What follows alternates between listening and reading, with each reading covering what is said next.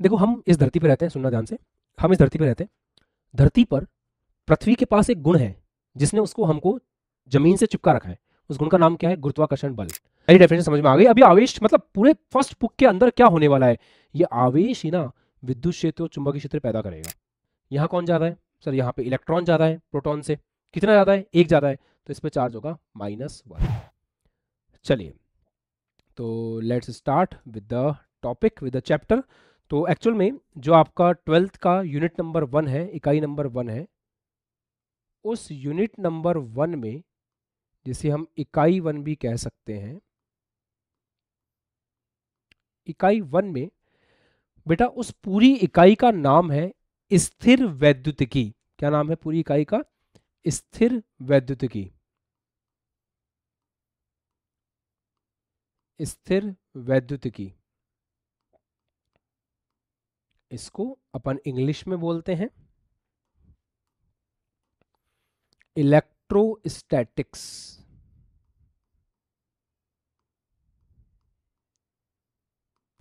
Electrostatics का meaning क्या है, यहां से शुरुआत करेंगे।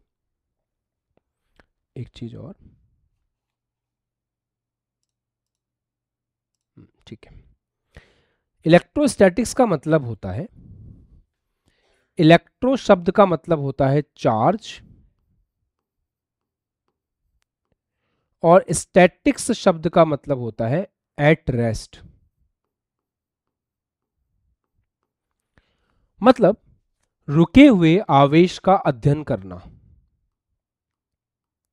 रुके हुए आवेश का अध्ययन।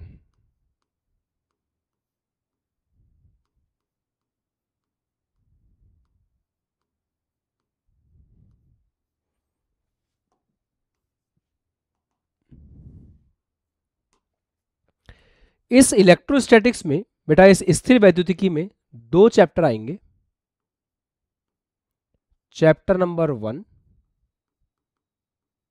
And chapter number 2।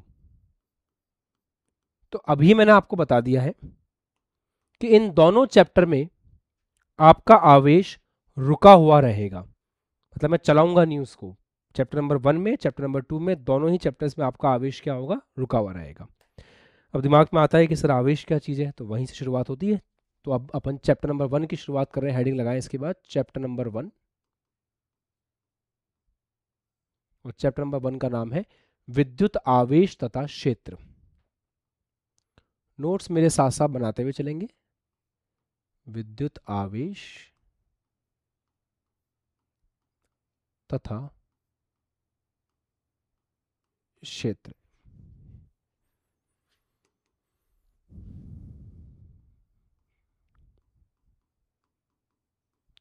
Electric charge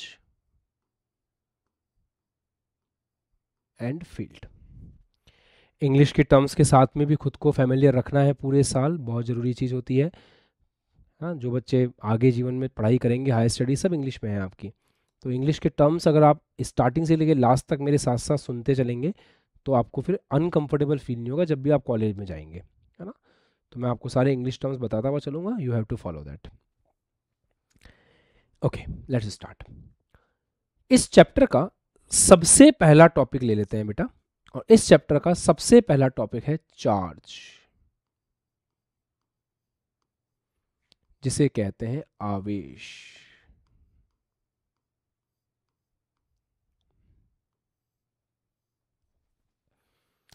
देखो हम इस धरती पे रहते हैं, सुनना ध्यान से। हम इस धरती पे रहते हैं। धरती पर पृथ्वी के पास एक गुण है जिसने उसको हमको जमीन से चिपका रखा है। उस गुण का नाम क्या है? गुरुत्वाकर्षण बल। पृथ्वी हमारे ऊपर एक बल लगाती है जिसके कारण हम पृथ्वी से चिपके हुए हैं, और वो बल है गुरुत्वाकर्षण बल। अगर मैं आपसे एक सवाल पूछूं कि पृथ्वी हम पे गुरुत्वाकर्षण बल क्यों लगा पाती है, तो उसका एक सिंपल सा आंसर है, आपने क्लास 11th में शायद पढ़ा भी होगा, कि पृथ्वी के पास या किसी भी वस्तु के पास अगर उसे गुरुत्वाकर्षण बल लगाना है तो एक चीज की आवश्यकता होती है, उसे कहते हैं द्रव्यमान। पृथ्वी के पास बहुत सारा द्रव्यमान है, इसलिए वो हमारे ऊपर गुरुत्वाकर्षण बल लगा सकती है। अच्छा ठीक है, हमारे पास ऐसा क्या है जिसके कारण हमें पृथ्वी का गुरुत्वाकर्षण बल महसूस होता है? हवा को तो नहीं होता, शायद हवा को भी होता है। तो हवा के पास ऐसा क्या है? हवा को होता है बट हमसे कम होता है ना? ठीक है। हवा को, हवा के बहुत बड़े आयतन को होता होगा शायद बराबर, ठीक है। तो किसी को भी अगर पृथ्वी का गुरुत्वाकर्षण बल का अनुभव करना है तो उसके पास क्या चीज होनी चाहिए? आंसर है द्रव्यमान। तो द्रव्यमान के कारण ही पृथ्वी हमारे ऊपर गुरुत्वाकर्षण बल लगा रही है और द्रव्यमान के कारण ही हम पृथ्वी के गुरुत्वाकर्षण बल को अनुभव कर रहे हैं। तो हम ऐसा बोल सकते हैं कि द्रव्यमान एक वस्तु का वह मूलभूत गुण है जिसके कारण वो गुरुत्वाकर्षण क्षेत्र को उत्पन्न करता है, और कहीं पे अगर पहले से गुरुत्वाकर्षण क्षेत्र है तो उसको अनुभव भी करता है। तो जैसे गुरुत्वीय क्षेत्र को पैदा करने के लिए और उसको अनुभव करने के लिए द्रव्यमान की आवश्यकता होती है बेटा, वैसे ही गुरुत्वीय क्षेत्र के अलावा दो क्षेत्र और होते हैं जिनको आप फर्स्ट बुक में बहुत अच्छे से पढ़ोगे। कौन कौन से? पहला है विद्युत क्षेत्र और दूसरा है चुंबकीय क्षेत्र। तो आवेश किसी वस्तु का वह मूलभूत गुणधर्म है, या आवेश किसी वस्तु का वो भौतिक गुणधर्म है जिसके कारण ये विद्युत क्षेत्र और चुंबकीय क्षेत्र को उत्पन्न कर सकता है, पहली चीज। और कहीं पे अगर पहले से उत्पन्न है तो उसको अनुभव भी कर सकता है। फॉर एग्जाम्पल मैं आपको ऐसे एक्सप्लेन करता हूं, जैसे ये बॉक्स है, यहां पर विद्युत क्षेत्र है या फिर चुंबकीय क्षेत्र है।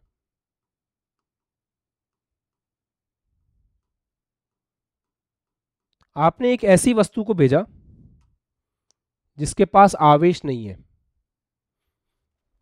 बच्चों, जिसके पास आवेश नहीं होता ना, उसको अनावेशित वस्तु कहते हैं। तो आपने ऐसी वस्तु को भेजा जिसके पास आवेश नहीं है। तो अगर आवेश नहीं है तो विद्युत क्षेत्र और चुंबकीय क्षेत्र का अनुभव नहीं कर पाएगा, बिल्कुल ऐसे सीधा निकल जाएगा, कुछ नहीं होगा उसके साथ। पर अगर आपने किसी आवेश को भेजा तो आवेश विद्युत क्षेत्र और चुंबकीय क्षेत्र का अनुभव कर सकता है। तो जब वो अंदर प्रवेश करेगा तो वो आपको उसके रास्ते से भटकता हुआ दिखाई देगा।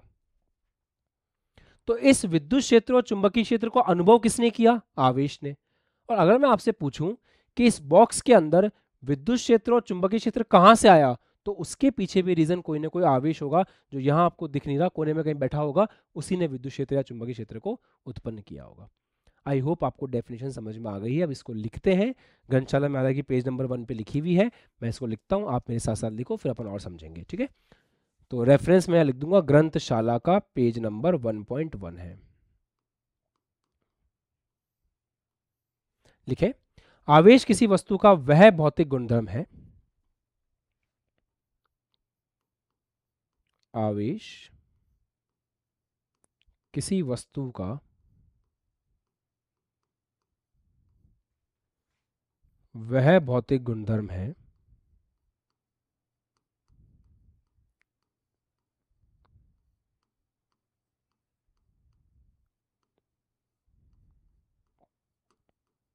आवेश किसी वस्तु का वह भौतिक गुणधर्म है जिससे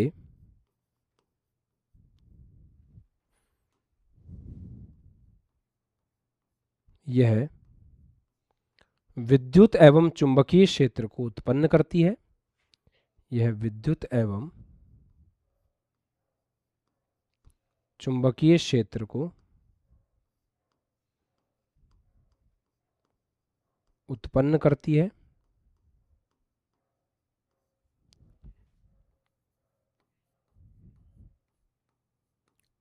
एवं इसके प्रभावों को,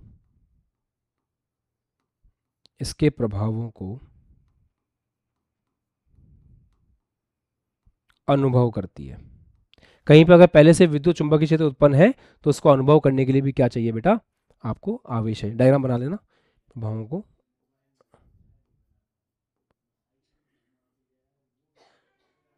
अनुभव करती है। चलिए नोट कीजिए।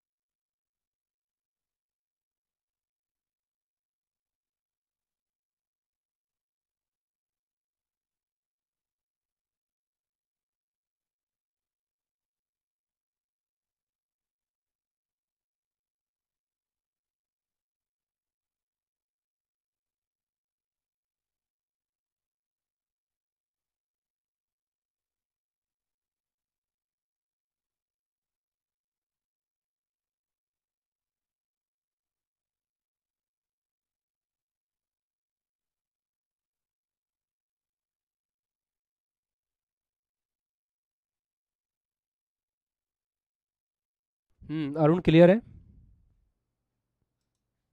ओके, अनिकेत लाइब्रेरी में हो अभी भी? ठीक है बेटा, चलो साहब, ठीक है, पहली डेफिनेशन समझ में आ गई। अभी आवेश मतलब पूरे फर्स्ट बुक के अंदर क्या होने वाला है, ये आवेश ही ना विद्युत क्षेत्र और चुंबकीय क्षेत्र पैदा करेगा। अच्छा, कहीं पे पहले से विद्युत क्षेत्र होगा, वहां मैं आवेश को लेके जाऊंगा, वो आवेश उसी विद्युत क्षेत्र के कारण परेशान होगा। यही पूरी फर्स्ट बुक में पढ़ना है, ठीक है। चलो अब देखते हैं आवेश की संकल्पना कैसे दी जाती है। Put on the next heading, आवेश की संकल्पना,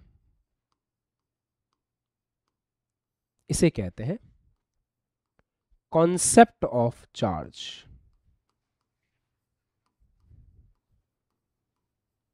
तो लेट्स सी कि कॉन्सेप्ट ऑफ चार्ज कैसे दिया जाता है, आवेश की संकल्पना कैसे दी जाती है।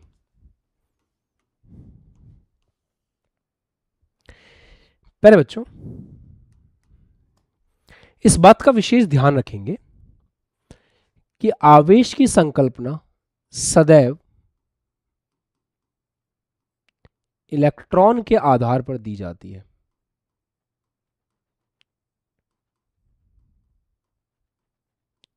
सदैव इलेक्ट्रॉन के आधार पर दी जाती है।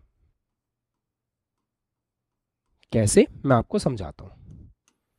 थोड़ी केमिस्ट्री पढ़ते हैं, है ना। लिखना बंद कर दो, देखो अब केवल इधर, लिखना बाद में। सोडियम है आपके पास और क्लोरीन है आपके पास, लिखना बंद, ध्यान से देखेंगे सामने। सोडियम का इलेक्ट्रॉनों की संख्या सोडियम में होती है 11 और प्रोटॉनों की संख्या होती है 11, सभी को पता है। इलेक्ट्रॉनिक विन्यास कहता है बेटा, इलेक्ट्रॉनिक विन्यास है सर 2,8,1। बेटा क्लोरीन का इलेक्ट्रॉनों की संख्या और प्रोटॉनों की संख्या कितनी है सर 17। इलेक्ट्रॉनिक विन्यास क्या है 2,8,7। इस पूरी दुनिया में सबके जीवन में एक ही दुख है, वो है अष्टक का पूरा ना होना। तो सब यही कोशिश करते हैं कि कैसे भी करके अष्टक पूरा करें, अष्टक पूरा करें, अष्टक पूरा करें। तो अगर ये बाह्यतम कोश के एक इलेक्ट्रॉन को अपने अंदर से रवाना कर दे तो इसका अष्टक पूरा हो जाएगा ना। आसान है भाई, इस एक इलेक्ट्रॉन को हटा दो तो जो बचा उसका अष्टक पूरा है। और ये क्या कर सकता है, ये एक इलेक्ट्रॉन को ग्रहण कर ले। अगर ये एक इलेक्ट्रॉन को ग्रहण कर ले तो इसका अष्टक पूरा हो जाएगा। सही बात है। तो आपने पढ़ भी रखा होगा केमिस्ट्री में कि सोडियम क्या करता है, सोडियम अपने अंदर से एक इलेक्ट्रॉन बाहर निकालता है ऐसे, और क्लोरीन क्या करता है, क्लोरीन एक इलेक्ट्रॉन ग्रहण करता है। तो क्लोरीन ने एक इलेक्ट्रॉन ग्रहण किया, ठीक है सर। अब जो सोडियम बना है, इस सोडियम के पास इलेक्ट्रॉन कितने हैं सर, सोडियम ने एक इलेक्ट्रॉन बाहर निकाल दिया ना, तो 11 से इलेक्ट्रॉन कितने हो गए बेटा 10। प्रोटॉन कितने हैं सर, प्रोटॉन तो अभी भी 11 ही हैं। ओके बेटा, इसके पास कितने इलेक्ट्रॉन हैं सर, 17 थे, एक इलेक्ट्रॉन ग्रहण करके अब 18 हो गए। प्रोटॉन कितने हैं सर, प्रोटॉन तो अभी भी 17 ही है, कोई चेंज नहीं है। वेरी गुड, मजा आ गया। अब देखो कौन ज्यादा है सर, इलेक्ट्रॉन 10 है, प्रोटॉन 11 है, तो कौन ज्यादा है सर, प्रोटॉन ज्यादा है। बेटा कितने से ज्यादा है, बेटा कितने से ज्यादा है सर, एक से ज्यादा है। तो इसके ऊपर चार्ज होगा Na+। ठीक, यहां कौन ज्यादा है सर, यहाँ पे इलेक्ट्रॉन ज्यादा है प्रोटॉन से, कितना ज्यादा है, एक ज्यादा है, तो इस पर चार्ज होगा -1। मतलब अगर कोई वस्तु इलेक्ट्रॉन का दान करती है तो उस पर पॉजिटिव चार्ज आता है, धनावेश आता है। कोई वस्तु इलेक्ट्रॉन को ग्रहण करती है तो उस पर ऋणावेश आता है। पर क्या आपने ऑब्जर्व किया कि चाहे पॉजिटिव चार्ज हो चाहे नेगेटिव चार्ज हो, आया किसके कारण है, इलेक्ट्रॉन के कारण। इलेक्ट्रॉन के दान होने से पॉजिटिव, इलेक्ट्रॉन के ग्रहण होने से नेगेटिव। तो इसलिए मैंने बोला था कि हमेशा आवेश की संकल्पना किसके आधार पर दी जाती है, इलेक्ट्रॉन के आधार पर दी जाती है। नोट करेंगे। अब आप इसको लिखो, तब तक मैं यहां पे लैंग्वेज लिख रहा हूं। यदि किसी वस्तु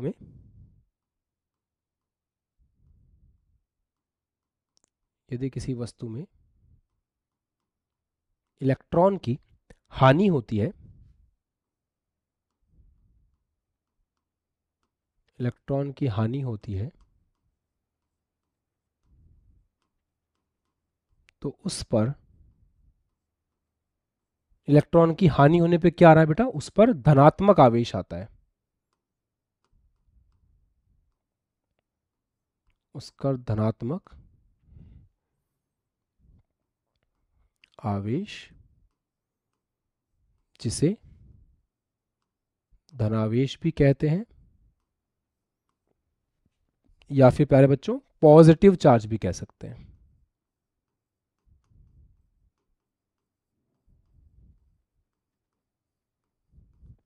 यदि किसी वस्तु में इलेक्ट्रॉन की हानि होती है तो उस पर धनात्मक आवेश, धनावेश या पॉजिटिव चार्ज आता है।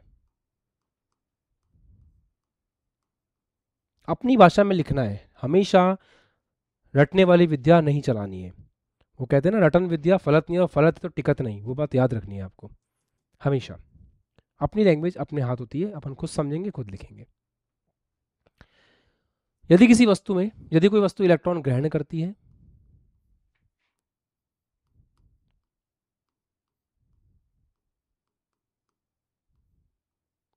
इलेक्ट्रॉन ग्रहण करती है,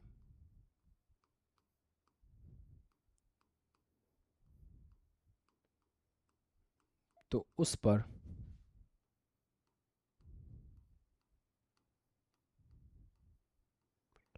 ऋणात्मक आवेश,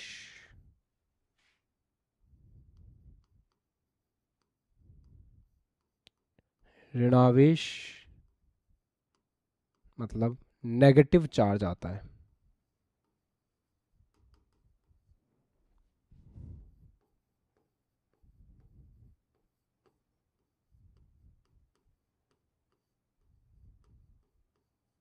ऐसे, ठीक है।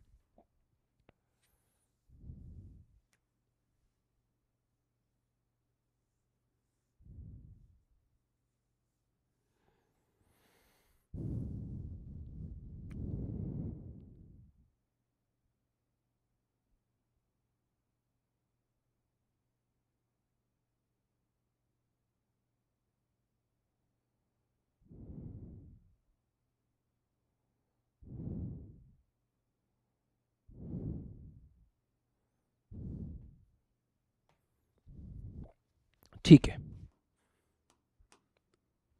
अब मैं आपको कुछ फैक्ट बताता हूं, ध्यान से सुनना। किसी बच्चे के दिमाग में आ सकता है कि सर आवेश की संकल्पना या कंसेप्ट ऑफ चार्ज जो है वो आप हमेशा इलेक्ट्रॉन के आधार पे क्यों दे रहे हो, आप इसको प्रोटॉन के आधार पे क्यों नहीं दे रहे हो, है ना, आप इसको प्रोटॉन के आधार पे क्यों नहीं दे रहे हो। आ सकता है, बच्चे हैं, दिमाग में कुछ भी आ जाता है। तो देखो, किसी वस्तु में से इलेक्ट्रॉन को निकालना या किसी वस्तु को इलेक्ट्रॉन देना यह आसान है, या प्रोटॉन को निकालना या प्रोटॉन को देना आसान है। सोचते हैं, समझते हैं। आप बच्चे तो हो नहीं, आपको पता है कि नाभिक के अंदर प्रोटॉन होते हैं और नाभिक के चारों तरफ इलेक्ट्रॉन चक्कर लगाते हैं। तो पहली बात तो यह है कि जो प्रोटॉन है वो नाभिक के अंदर है, और नाभिक के अंदर इस दुनिया का सबसे शक्तिशाली बल काम कर रहा है, जिसका नाम है नाभिकीय बल। नाम सुना है, न्यूक्लियर फोर्स। तो उस न्यूक्लियर फोर्स के कारण आप प्रोटॉन को बाहर नहीं निकाल सकते, पहली चीज। दूसरी चीज यह है कि आपको ये बात पता होनी चाहिए कि प्रोटॉन का जो द्रव्यमान है वो इलेक्ट्रॉन के द्रव्यमान का 1837 टाइम्स होता है। मतलब अगर किसी का वजन 120 किलो है और किसी का वजन 60 किलो है, तो सत्यम बेटा इधर देखें, जो पहला व्यक्ति है उसका वजन दूसरे वाले का दुगना है, राइट। ऐसे ही इलेक्ट्रॉन का जो वजन है उसका 1837 गुना वजन होता है प्रोटॉन का। तो इतने भारी प्रोटॉन को आप कैसे एक जगह से दूसरे जगह ट्रांसफर कर सकते हो। अंकित शुक्ला, सही बात है ना बेटा, नहीं कर सकते ना ऐसा। आ जाओ क्लास में। तो ये वाला पॉइंट है। तो इसलिए हम क्या करते हैं, प्रोटॉन को ट्रांसफर नहीं कर सकते। दो रीजन है उसके पीछे, क्या क्या फटाफट से रिवाइज करेंगे। पहला रीजन ये है कि आवेश की संकल्पना प्रोटॉन के आधार पर नहीं दी जाती है, क्योंकि दो रीजन है। पहली बात, प्रोटॉन नाभिक के अंदर प्रबल नाभिकीय बल से जुड़ा है, इसलिए उसका आदान प्रदान संभव नहीं है। दूसरा, प्रोटॉन का द्रव्यमान इलेक्ट्रॉन के द्रव्यमान का 1837 गुना है, मतलब प्रोटॉन इलेक्ट्रॉन की तुलना में बहुत भारी तत्व है। लिखते हैं, लिखो, आवेश की संकल्पना, आवेश की संकल्पना प्रोटॉन के आधार पे, प्रोटॉन के आधार पर नहीं दी जाती,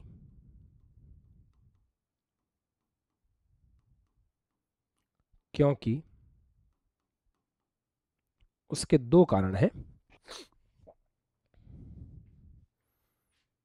रीजन नंबर 1, प्रोटॉन नाभिक में प्रबल नाभिकीय बल से जुड़ा है।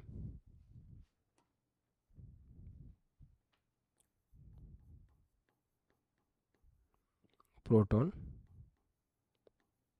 नाभिक में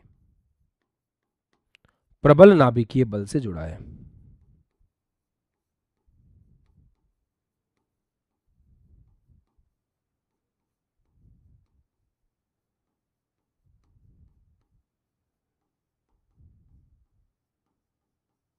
ठीक, अतः उसका आदान प्रदान संभव नहीं है।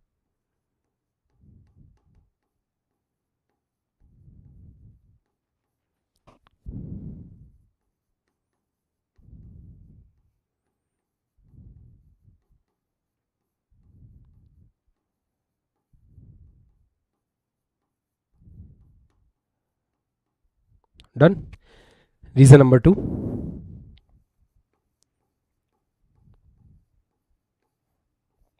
प्रोटॉन का द्रव्यमान ना इलेक्ट्रॉन की तुलना में बहुत भारी है, तो ये भी एक बड़ी समस्या है। प्रोटॉन का द्रव्यमान, प्रोटॉन का द्रव्यमान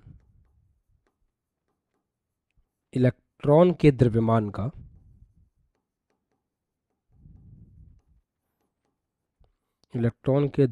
का बेटा कितना है? 1837 गुना है। यकीन मानो मेरा बहुत बड़ा है, ये बहुत ज़्यादा भारी है, इसलिए ऐसा नहीं हो पाता।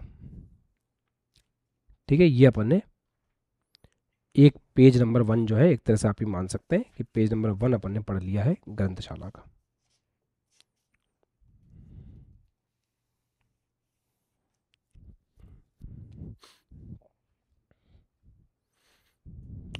डन।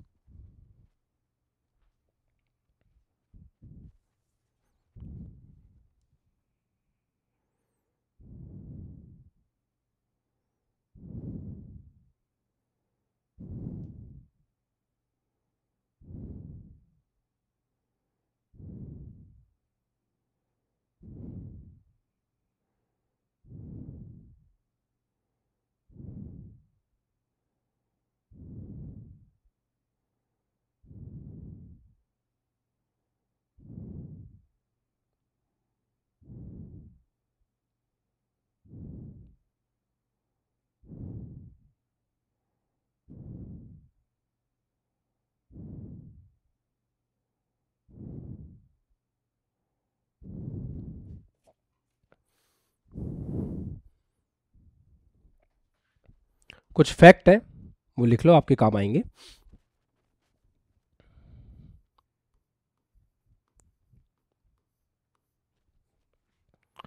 इलेक्ट्रॉन का जो आवेश होता है ना बेटा, अभी अपन मात्रा पढ़ लेंगे 2-5 मिनट में। इलेक्ट्रॉन का आवेश होता है माइनस का 1.6 इंटू 10 की घात -19 कूलाम। कूलाम आवेश का मात्रक है, अभी बस थोड़ी देर में पढ़ाऊंगा। प्रोटॉन का जो आवेश होता है और इलेक्ट्रॉन का जो आवेश होता है वो बराबर होता है बेटा। आवेश बराबर है, द्रव्यमान नहीं है ना। आवेश बराबर होता है, इलेक्ट्रॉन का आवेश और प्रोटॉन का आवेश बराबर होता है। इलेक्ट्रॉन का आवेश बस माइनस में होता है, प्रोटॉन का आवेश प्लस में होता है।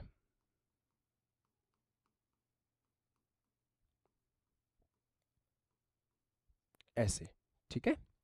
नेक्स्ट चीज, इलेक्ट्रॉन का द्रव्यमान कितना होता है? इलेक्ट्रॉन का द्रव्यमान हर बच्चा याद कर लेना, 9.1 इंटू 10⁻³ kg होता है। Always remember as a point, है ना, ठीक है। और प्रोटॉन का द्रव्यमान भी आप याद रखेंगे, इलेक्ट्रॉन का द्रव्यमान भी याद रखेंगे, प्रोटॉन का द्रव्यमान भी याद रखेंगे, ठीक है। वैल्यू अगर थोड़ी बहुत कभी बार मिस भी हो जाए तो एग्जाम में देते हैं वो लोग, ऐसे घबराने वाली बात नहीं, याद हो तो बेहतर है।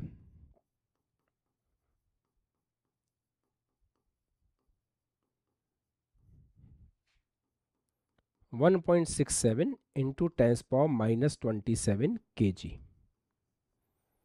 और एक पॉइंट तो मैंने आपको बताया है, वो आप याद रखेंगे ही, कि प्रोटॉन का द्रव्यमान इलेक्ट्रॉन के द्रव्यमान का 1837 गुना होता है। चलो,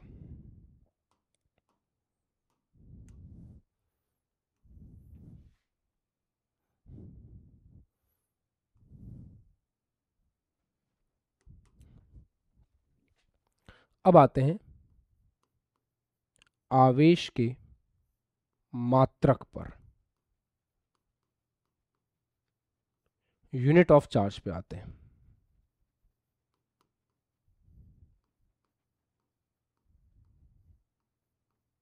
देखो, जब आप छोटे बच्चे थे तो आप क्लास 10th में थे। क्लास 10th में आपके एक चैप्टर था विद्युत धारा। मैं इतनी उम्मीद कर सकता हूं तुमसे कि तुम्हें विद्युत धारा का सबसे सिंपल फॉर्मूला पता होगा कि धारा बराबर आवेश बटा समय।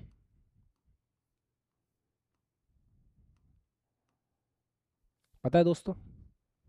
धन्यवाद। तो धारा बराबर आवेश बटा समय, मतलब अगर फॉर्मूले वाइज बोलें तो I बराबर Q/T। तो यहां से बेटा Q का फॉर्मूला क्या आ गया? I into T. धारा का मात्रक क्या होता है सर? धारा का ऐसे ही मात्रक पे आ रहे हैं, है ना, किस पे आ रहे हैं? ऐसा ही मात्रक पे। तो ऐसा ही मात्रक देखते हैं। धारा का ऐसा ही मात्रक क्या होता है? धारा का ऐसा ही मात्रक होता है coulomb, sorry ampere, not coulomb, ampere. और समय का ऐसा ही मात्रक क्या होता है बेटा? सेकंड। तो आवेश का ऐसा ही मात्रक क्या हुआ? Ampere into second. और एम्पियर इंटू सेकेंड को बेटा कूलाम के नाम से जानते हैं, इसे कूलम्ब कहते हैं। This is what we call coulomb. Coulomb बोल सकते हैं इंग्लिश में, कूलम्ब हिंदी में कूलाम, जैसा आपको ठीक लगे, बट ये एक ही चीज है। ऐसे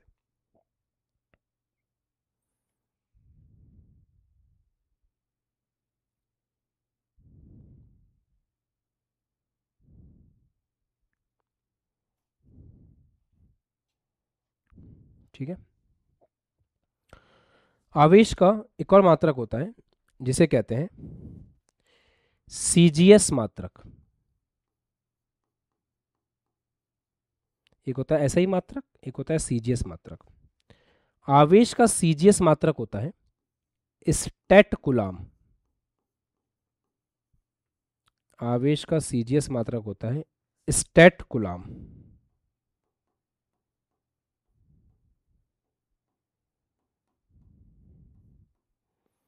आवेश का सीजीएस मात्रक होता है stat coulomb. And 1 coulomb is equals to 1 coulomb is equals to 3 into 10⁻9 stat coulomb होता है। ये रिलेशन आपको पता होना चाहिए। इस पर एमसीक्यू आ जाते हैं, और खासकर अपना जो बिहार बोर्ड है उसमें तो बहुत ज़्यादा उनको पसंद है इस तरह के एमसीक्यूज देना। तो वो छोटी छोटी जो सवाल पूछते रहते हैं, तो ये बात आपको पता होनी चाहिए। बहुत छोटा सा पॉइंट है, but they ask question on this.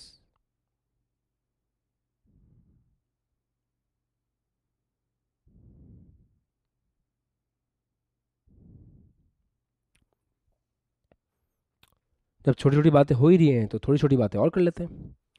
Stat coulomb का एक और नाम है, स्टैट कूलाम को ESU भी कहते हैं। अच्छा, ESU क्या होता है? Electro static unit, electro static unit. तो स्टैट कूलाम का एक और नाम है ESU, इलेक्ट्रोस्टैटिक यूनिट, हिंदी में स्थिर वैद्युत इकाई। लिख लो, स्थिर वैद्युत इकाई। तो इसको ऐसे भी बोला जा सकता है कि 1 coulomb is equal to 3 × 10⁹ stat coulomb, या फिर 1 coulomb is equal to 3 × 10⁹ ESU। एक ही बात है, लिखें, एक ही चीज है।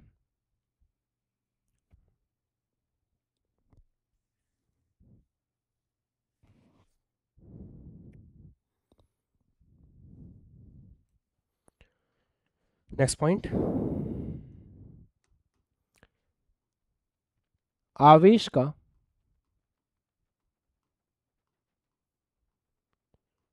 सबसे बड़ा मात्रक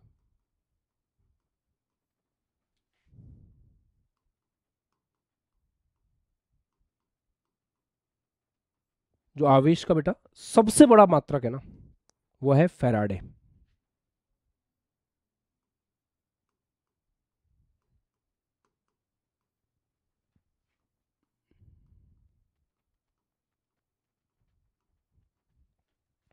और 1 फैराडे बराबर होता है 96500 कूलाम।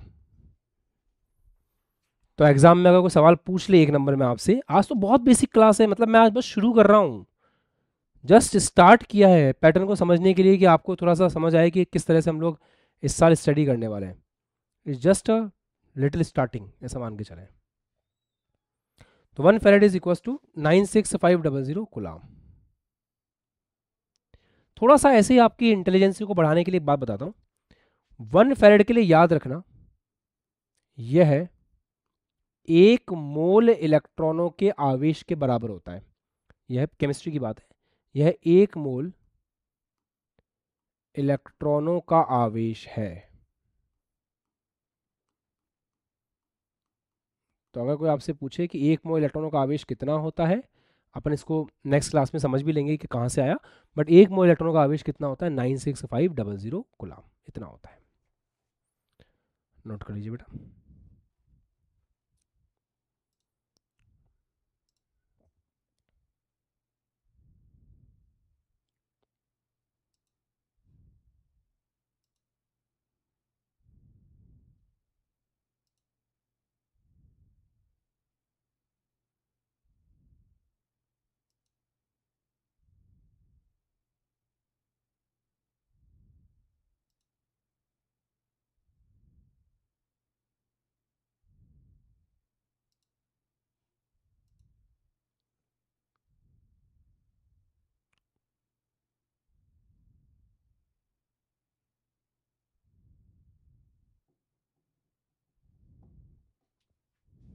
एक और मात्रक होता है,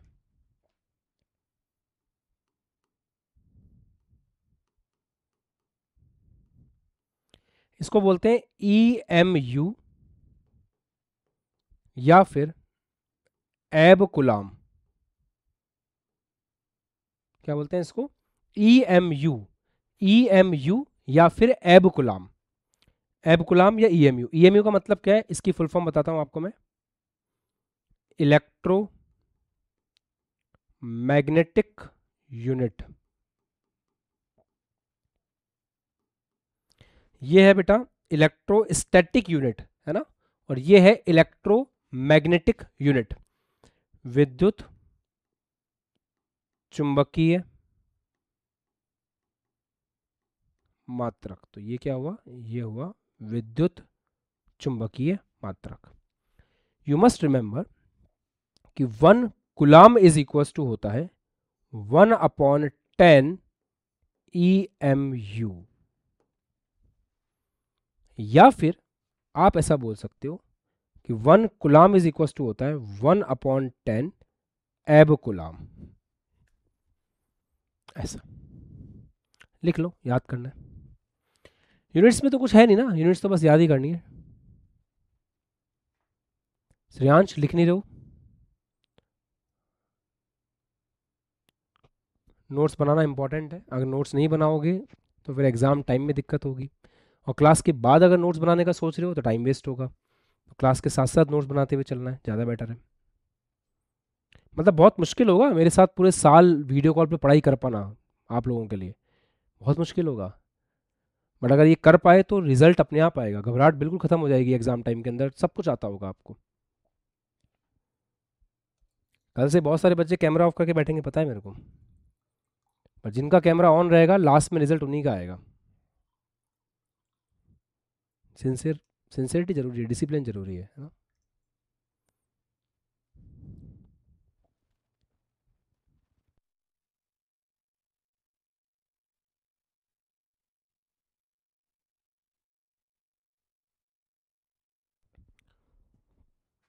चलिए साहब, बेहतरीन।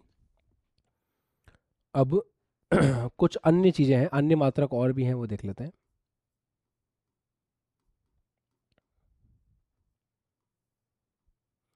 ये जो सिंबल मिले ना कहीं पे, तो समझ जाना ये सिंबल होता है माइक्रो का। और माइक्रो का मतलब होता है 10⁻⁻⁶। ये सिंबल कहीं पे मिले तो इसका मतलब होता है माइक्रो, माइक्रो का मतलब होता है 10⁻⁻⁶। अगर आपको कहीं पे ये सिंबल मिल जाए स्मॉल m, तो इस सिंबल का मतलब होता है मिली। मिली का मतलब होता है 10⁻⁻3। कभी आपको एक सिंबल मिल जाए, मतलब मान लो आपको n मिल जाए, स्मॉल n, तो ये होता है नैनो। और नैनो का मतलब होता है 10⁻⁻9। अगर आपको कहीं मिल जाए p, तो p का मतलब होता है पिको। और पिको का मतलब क्या होता है 10⁻12। ऐसे कहीं पे k मिल जाए तो k का मतलब क्या होता है किलो। पता है ना इसके बारे में, किलो का मतलब होता है 10⁻3। ऐसे। तो प्यारे बच्चों, अगर कहीं पे ऐसा लिखा हुआ आ जाए कि 1 माइक्रो कुलाम, तो इसका मतलब क्या हुआ। माइक्रो शब्द का मतलब 10⁻⁻6, तो 1 माइक्रो कुलाम बराबर हो गया 10⁻⁻6 कुलाम। कहीं पे ऐसा लिखा हुआ आ जाए 1 मिली कुलाम, तो 1 मिली कुलाम का मतलब क्या हो गया 10⁻³ कुलाम। कहीं पे ऐसा लिखा हुआ आ जाए 1 नैनो कुलाम, तो इसका मतलब क्या हुआ 10⁻⁹ कुलाम। कहीं लिखा हुआ आ जाए 1 पिको कुलाम, तो इसका मतलब क्या हुआ 10⁻12 कुलाम। ये इसका फिजिकल मीनिंग निकलता है। किलो है तो फिर 10⁻³ लगा देना, दैट्स इट। ऐसे करना है।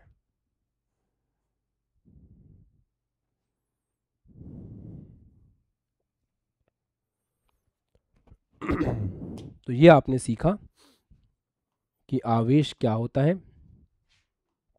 आवेश का डेफिनेशन क्या है, आवेश के मात्रक क्या है, आवेश की संकल्पना किसके आधार पर दी जाती है, और कौन कौन से अलग अलग प्रकार के मात्रक हो सकते हैं।